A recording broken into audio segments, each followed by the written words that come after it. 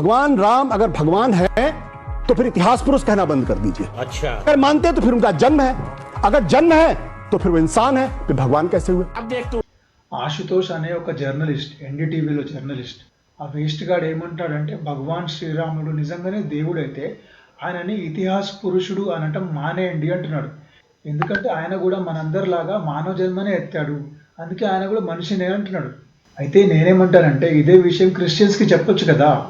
వాళ్ళు messenger of గాడ్ని దేవుళ్ళలాగా ఆరాధిస్తున్నారు. ఆరాధిస్తే ఆరాధించరు, కానీ ఆరాధన కాదు వాళ్ళ గోల్. వాళ్ళందరూ మిమ్మల్ని నన్ను మనందరినీ క్రిస్టియన్గా మార్చాలనుకుంటున్నారు. అది వాళ్ళ గోల్, అది వాళ్ళ మిషన్.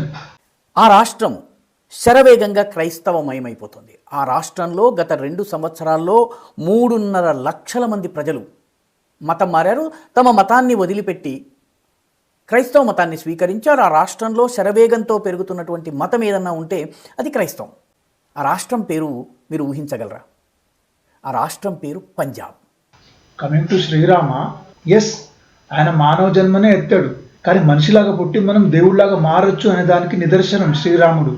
మానవ గుణాలని దాటి మనం దైవ గుణాలకి చేరొచ్చు అనే దానికి నిదర్శనం శ్రీరాముడు.